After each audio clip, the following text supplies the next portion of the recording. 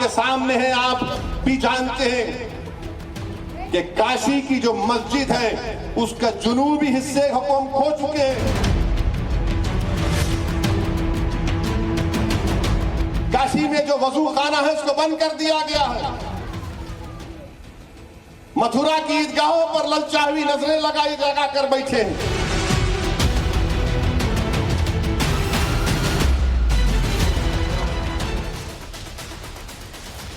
तो supreme court में आज देश के दो बड़े मामलों पर सुनवाई होगी। पहली सुनवाई एआईएमआईएम के अध्यक्ष असदुद्दीन ओवैसी की उस याचिका पर होगी जिसमें उन्होंने प्लेसेस ऑफ वर्शिप एक्ट 1991 को सख्ती से लागू करने की मांग की है। और दूसरी बड़ी सुनवाई धार की भोजशाला को लेकर हो रही है जिसमें मुस्लिम पक्ष ने इंदौर हाईकोर्ट की परमिशन के बाद भोजशाला में हो रहे सर्वे पर रोक की मांग को लेकर सुप्रीम कोर्ट का रुख किया था, लेकिन सुप्रीम कोर्ट से मुस्लिम पक्ष को झटका लगा था और तब सुप्रीम कोर्ट ने भोजशाला के एएसआई सर्वे पर रोक लगाने से इनकार कर दिया था। ऐसे में सबकी निगाहें सुप्रीम कोर्ट पर आज होने वाली सुनवाई पर है। सुप्रीम कोर्ट से क्या फैसला होता है यह तो सुनवाई के बाद सबको पता चलेगा, लेकिन उसके पहले आप यह जान लीजिए कि वर्शिप एक्ट को लेकर ओवैसी की याचिका का मामला क्या है। तो असदुद्दीन ओवैसी की याचिका पर सुप्रीम कोर्ट में सुनवाई होगी और याचिका में वर्शिप एक्ट को सख्ती से लागू करने की मांग की गई है। इस याचिका में वर्शिप एक्ट 1991 को सख्ती से लागू करने की मांग की गई है। Chief justice of India CJI Sanjeev Khanna और जस्टिस संजय कुमार की बेंच में इस मामले की सुनवाई हुई। ओवैसी ने 17 दिसंबर 2024 को यह याचिका दायर की थी। 17 दिसंबर पिछले महीने। हालांकि पिछली सुनवाई में चीफ जस्टिस संजीव खन्ना की अध्यक्षता वाली पीठ ने वर्शिप एक्ट के खिलाफ ऐसे ही याचिकाओं पर सुनवाई करते हुए अगले आदेश तक देश भर की अदालतों के सर्वे के आदेश देने पर रोक लगा दी थी कि मत दीजिएगा।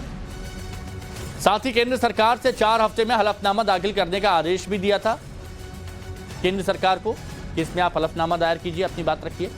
ऐसे में संभावना है कि सुप्रीम कोर्ट ओवैसी की याचिका को सुनवाई के लिए लंबित मामलों के साथ जोड़ देगी, ऐसी उम्मीद की जा रही है। अब देखिए, असदुद्दीन ओवैसी का कहना है कि वर्शिप एक्ट 1991 का सही से एग्जीक्यूशन यानी पालन नहीं हुआ और इसी वजह से मुसलमानों की इबादत गाहों को लेकर आए दिन नए विवाद खड़े हो रहे हैं। मुसलमानों से उनकी मस्जिद को छीनने की साजिश हो रही है। सुनिए, यही ये तमाम मुखालिफिन बोलते थे कि ओवैसी, असदुद्दीन ओवैसी जज्बाती तकरीर कर रहा है। आज आपके सामने है, आप भी जानते हैं कि काशी की जो मस्जिद है उसका जुनूबी हिस्से को हम खो चुके हैं। मस्जिद में नमाज नहीं हो रही है, कुछ और चीज हो रही है। काशी में जो वजू खाना है उसको बंद कर दिया गया है। मथुरा की ईदगाहों पर ललचावी नजरें लगा कर बैठे हैं। तो देखिए, फिलहाल मथुरा से लेकर काशी और संभल से लेकर धार तक मस्जिद वर्सेस मंदिर का मुद्दा छाया हुआ है। हिंदू पक्ष वर्शिप एक्ट की वैधानिकता को चुनौती दे रहा है तो मुस्लिम पक्ष इसे सख्ती से लागू करने की मांग कर रहा है और इसी को लेकर सुप्रीम कोर्ट में कई याचिकाएं डली हैं। तो यहां पर देखिए, वर्शिप एक्ट 1991 सुनवाई की जरूरत क्यों है? आपके अंदर भी सवाल होंगे तो जवाब देखिए नव भारत पर। हिंदू पक्ष ने एक्ट की वैधानिकता को चुनौती दी है। 1991 में बने इस कानून को कोर्ट में चुनौती दी गई है हिंदू पक्ष की तरफ से। वर्शिप एक्ट को लेकर कोर्ट में करीब 12 याचिकाएं दायर की गई हैं। वर्शिप एक्ट को रद्द करने के लिए 5 याचिका है हिंदू पक्ष की तरफ से, 5 याचिका, और वर्शिप एक्ट के समर्थन में 7 याचिकाएं दाखिल की गई हैं जिसमें ओवैसी साहब भी हैं। वर्शिप एक्ट के समर्थन में कौन कौन है यहां पर आप ऐसे समझिए।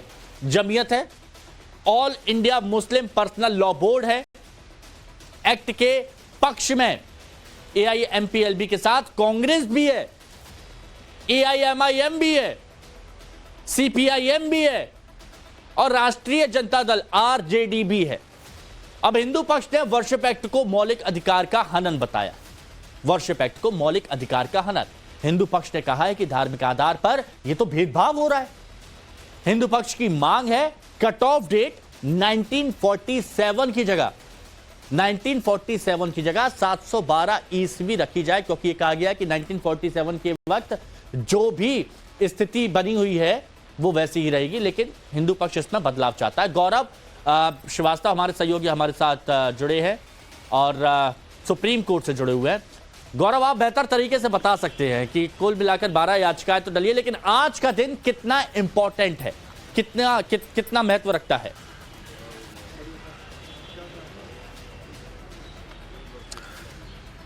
देखिए, प्लेसेज ऑफ वर्शिप एक्ट 1991 को मद्देनजर रखते हुए जिस तरह से तमाम निचली अदालतों द्वारा कई मस्जिदों के सर्वेक्षण के आदेश दिए गए, उसके बाद से जो प्लेसेज ऑफ वर्शिप एक्ट को लेकर कानूनी बहस और चर्चा बहुत तेज हो गई थी। मैं आपको बता दूं कि 2019-20 के पास जो है सबसे पहले हिंदू पक्ष की तरफ से इस कानून को जो है सुप्रीम कोर्ट में चुनौती दी गई थी।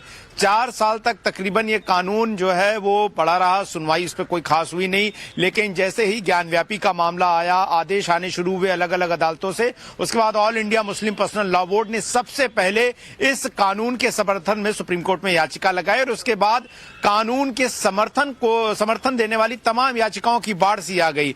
उसके बाद कई लोगों ने इस मामले में याचिकाएं लगाई, तमाम संगठन आ गए, कई सारे नौकरशाह आ गए, तमाम वामपंथी बुद्धिजीवी भी आ गए, जो उन्होंने कहा कि सामाजिक सौहार्द को बनाए रखने के लिए इस कानून को बचाए जाने की जरूरत है। और 12 दिसंबर को जब सुनवाई हुई तो सुप्रीम कोर्ट ने संजीव खन्ना, जो कि मुख्य न्यायाधीश है, उनकी अध्यक्षता वाली बेंच ने ये कह दिया कि अब फिलहाल कोई नया आदेश नहीं होगा और नए दावे भी एक्सेप्ट नहीं करेंगी निचली अदालतें, यानी कि कोई अगर इस तरह के सर्वे के आदेश की मांग होगी उस पर सुनवाई नहीं होगी। लेकिन जो असदुद्दीन ओवैसी हैं, जो कि AIMIM के चीफ हैं, उनकी याचिका 17 दिसंबर को लगती है। अब चूंकि इस मामले में सुनवाई हो चुकी है, एक आदेश पारित है और इसमें केंद्र सरकार को 4 हफ्ते में जवाब दाखिल करना है, तो तकरीबन ये जनवरी के अंत तक जो है आने वाले समय में कभी भी उससे पहले जवाब दाखिल हो जाएगा। तो ओवैसी की जो याचिका जब सुनवाई के लिए आएगी तो उसमें वो ये मांग करेंगे कि उनकी भी याचिका को बाकी अन्य मामलों के साथ जो है वो टैग कर दिया जाए। तो जो आज जाहिर तौर पर समझ में आ रहा है कि सुप्रीम कोर्ट ओवैसी की याचिका पर सुनवाई करते हुए उनकी याचिका को अन्य मामलों के साथ टैग कर देगा, नोटिस जारी कर देगा उनकी याचिका पर, और साथ ही साथ जो केंद्र सरकार द्वारा दाखिल हलफनामा होगा उसकी कॉपी ओवैसी को भी जो है वो प्राप्त हो जाएगी। उनके वकील फुजैल अयूबी जो है उनको वो प्राप्त हो जाएगी और उसके बाद जब ये सुनवाई के लिए आएगा तो उसमें वो अपने पक्ष रखेंगे। लेकिन ओवैसी ये कह रहे हैं कि इस मामले में जो ये कानून है प्लेसेज ऑफ वर्शिप एक्ट, इसको कड़ाई से इसका पालन करना चाहिए, क्योंकि इसके पालन न करने की वजह से तमाम मस्जिदों के सर्वे के आदेश दे दिए गए हैं, जो कि चिंताजनक है और हमारी मस्जिदों को छीना जा रहा है, जिस चीज को वो बार बार कर रहे हैं। और एक सबसे कॉमन जो इस मामले में प्रेयर ये है कि भाईचारे को, जो सोशल फैब्रिक है, उसको नुकसान पहुंच रहा है और संभल से लेकर तमाम सारे उदाहरण दिए जा रहे हैं। यही नहीं, जो बनारस और मथुरा की